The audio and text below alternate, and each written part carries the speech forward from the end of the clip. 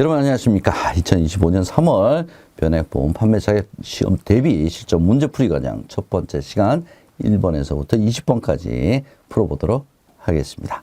자, 첫 번째 문제는요. OX 문제부터 시작을 합니다. 주식을 산 사람은 발행회사가 지정한 기관에서 명의 개설을 해야 주주로서의 권리를 갖게 된다. 맞는 내용이죠. 명의 개설은 뭡니까? 이름을 바꿔 쓴다. 이 말이죠. 이름 바꿔 써야 이제 주주로서의 권리가 생깁니다.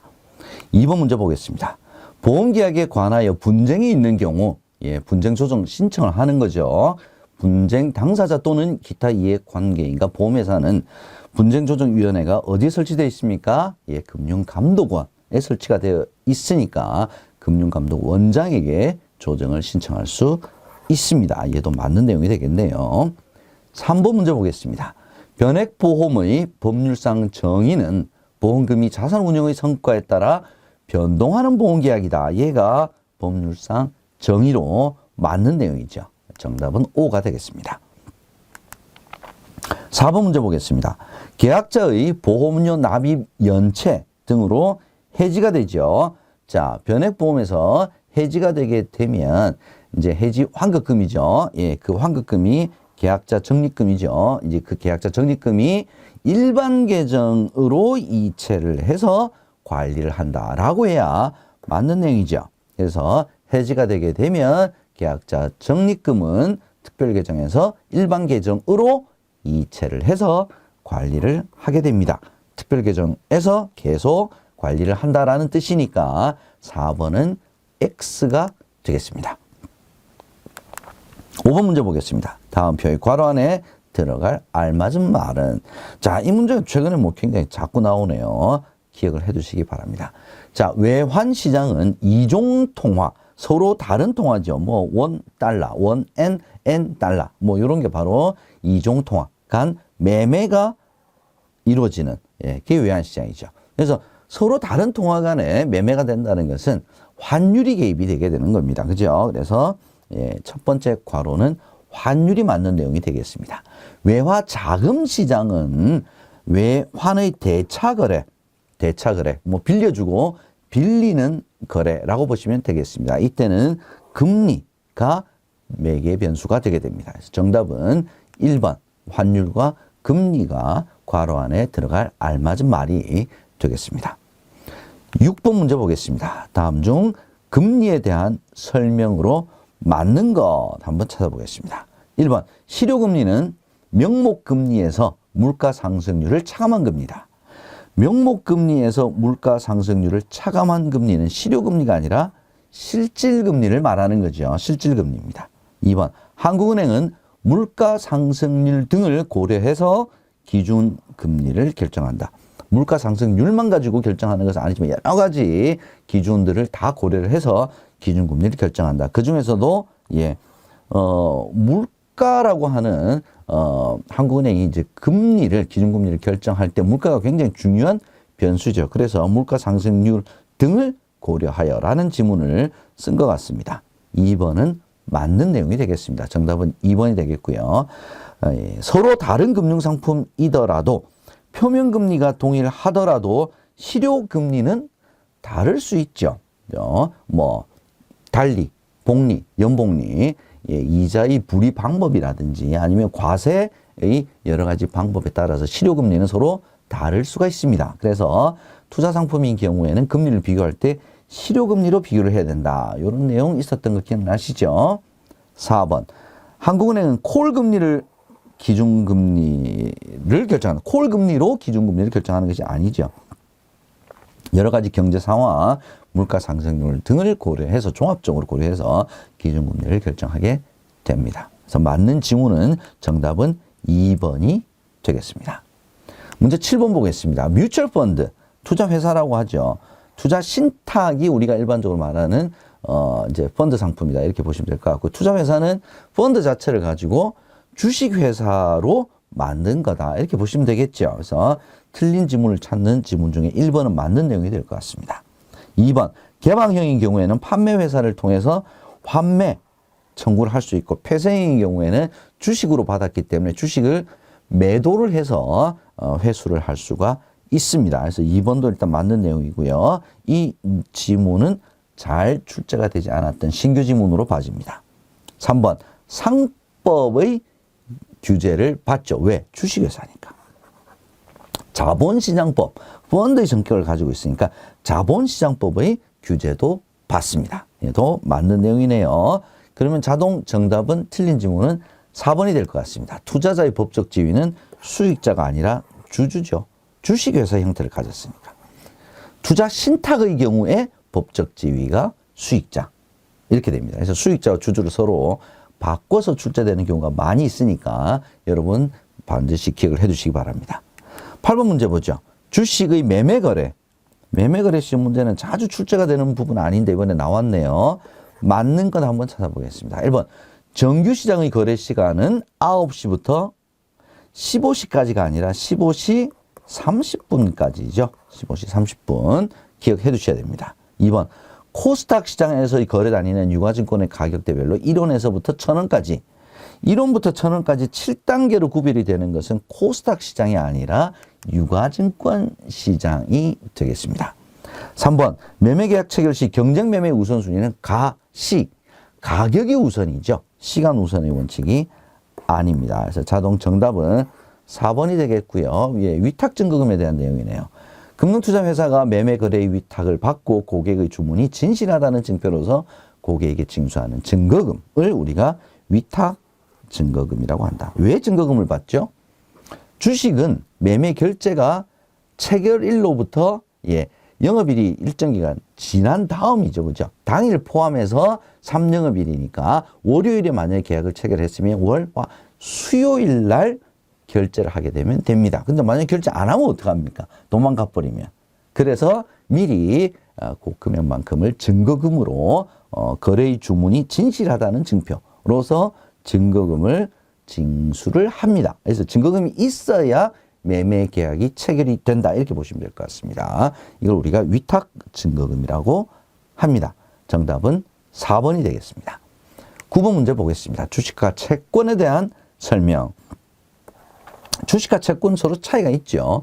이 부분을 물어보는 문제 자주 나옵니다. 맞는 것 한번 찾아보겠습니다. 1번 주식과 채권을 통한 자본 조달은 대부증권의 형태를 가지는 것은 채권에만 해당이 되는 거죠. 주식은 자기 자본입니다.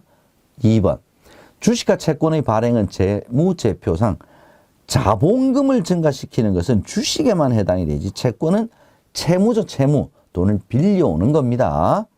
3번 주주와 채권 소유자는 회사 경영의 의사결정에 참여할 수 있습니까? 주주는 참여할 수가 있죠.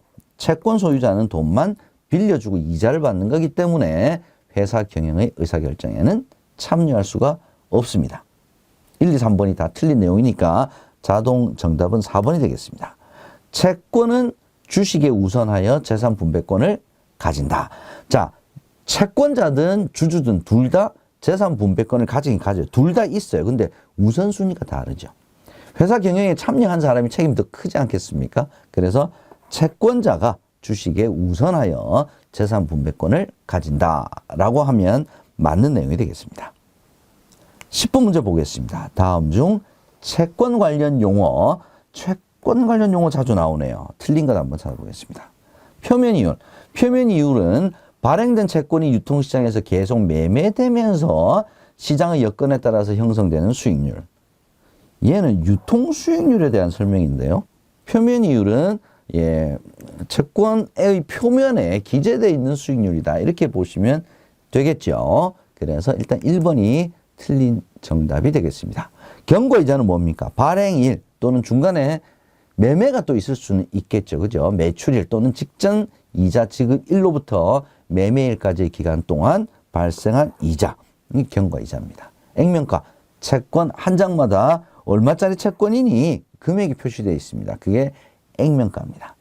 잔존기간은요. 기발행된 채권이 중도에 매매가 되게 되면 얘가 만기까지 얼마 남았니? 이게 잔존기간이다. 이렇게 보시면 될 것 같습니다. 4번도 맞는 정답, 맞는 지문이죠. 그래서 틀린 내용은 1번이 되겠습니다.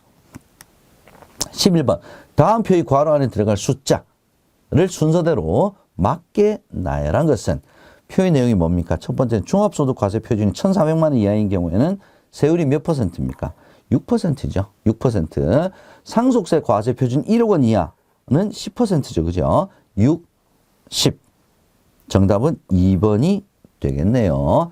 상속세 과세 표준에 따라서 세율은 10, 20, 30, 40, 50 이렇게 간다는 거 여러분 기억을 해 두시면 되겠죠. 1억 원 이하가 가장 낮은 세율입니다. 정답은 2번이 되겠습니다. 12번 문제 보겠습니다. 다음 표에서 금융소득에 대해서 틀리게 설명한 것 한번 찾아보죠.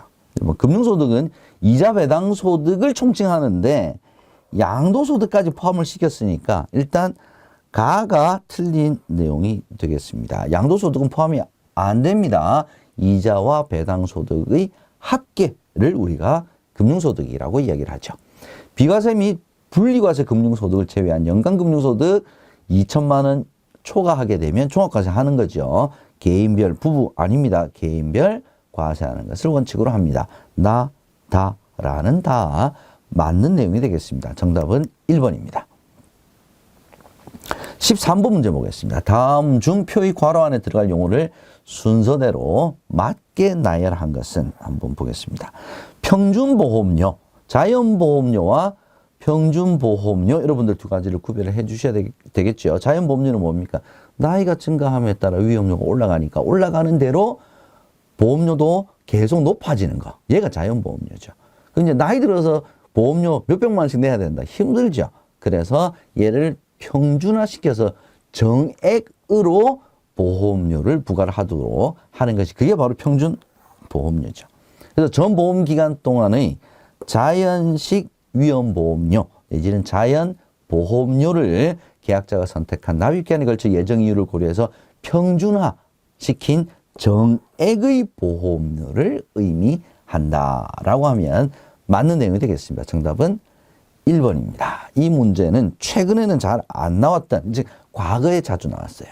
근데 이 문제 다시 나왔다 말씀드리고 싶네요. 14번 문제 보겠습니다.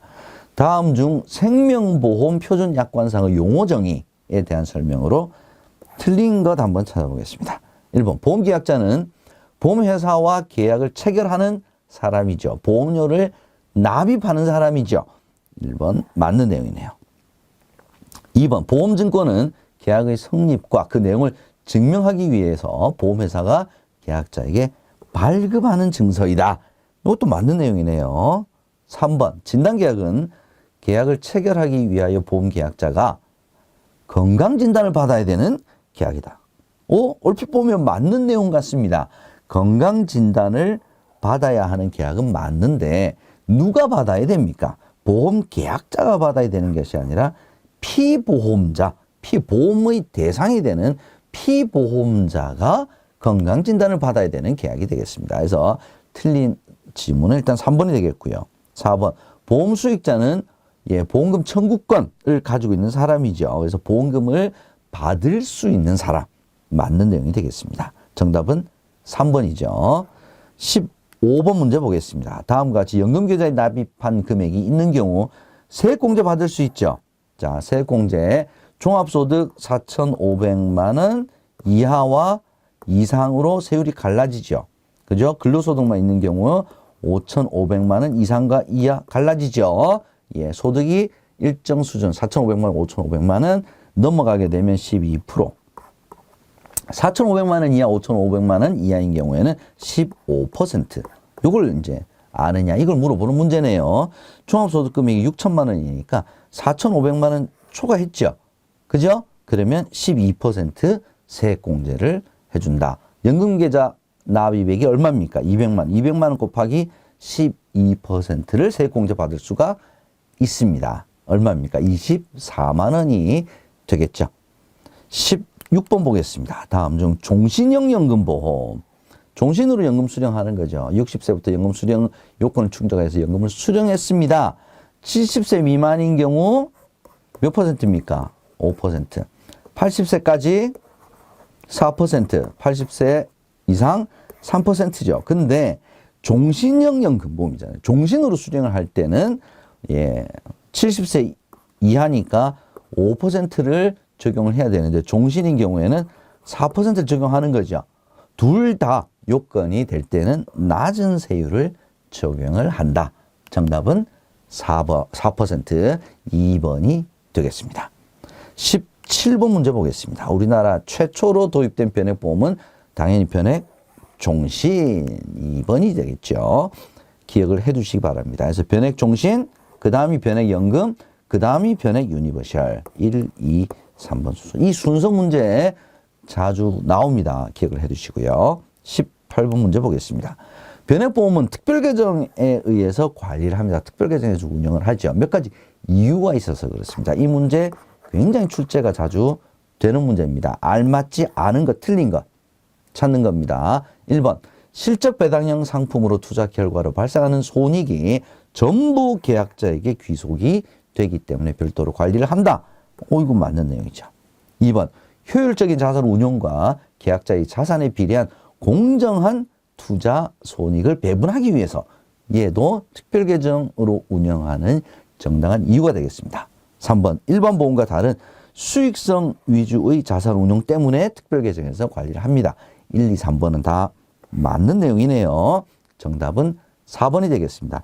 시가평가는 매월이 아니죠. 매일 시가평가를 하기 때문에 특별계정에 의해서 관리를 합니다. 19번 보겠습니다. 다음 표에서 설명하는 변액보험의 보증 옵션 여러 가지 있었죠. 어떤 내용입니까? 변액연금보험에서 연금 개시 시점의 연금 재원으로 최소한 기납입 보험료 등 약정한 보증 금액을 보증하기 위한 옵션이다. 자, 연금 개시 시점의 연금 재원, 기납입 보험료로 보증을 하기 위한 옵션은 GMAB죠. AB, 최저연금 적립금 보증을 뜻하는 GMAB. 정답은 2번이 되겠습니다. 자, 이번 시간 이제 마지막 문제 20번 보겠습니다. 다음 중 변액 종신보험에 대한 설명으로 틀린 것 한번 찾아보겠습니다. 1번, 투자 수익률이 저조할 경우 원금 손실 발생할 수가 있죠. 투자형 상품이니까. 2번, 투자 수익률이 저조할 경우에도 계약자 적립금을 최저 보증하지 않죠. 예, 얘는 맞는 내용입니다. 최저 보증은 계약자 적립금, 해약 환급금을 최저 보증하는 것이 아닙니다. 다 1번, 2번 다 맞는 내용이고요. 3번, 투자 수익률이 좋을 경우에는 사망보험금의 크기가 크게 증가할 수 있습니다. 투자 수익률에 따라서 계약자 적립금, 사망보험금 크기가 다 달라지죠. 1, 2, 3번은 다 맞는 내용이네요. 4번이 틀렸습니다. 뭐가 틀렸을까요?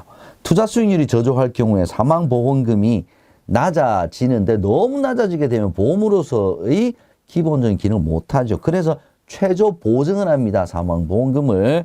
그게 기본보험금을 최저 사망보험금으로 보증하죠. 그래서 기본보험금보다는 낮아질 수가 없습니다. 낮아질 수 있다 그랬으니까 4번이 틀린 정답이 되겠습니다. 자, 이렇게 해서 1번부터 20번까지 첫 번째 시간 여러분과 함께 했습니다. 저는 잠시 후에 두 번째 시간에서 다시 찾아뵙도록 하겠습니다. 여러분 수고하셨습니다.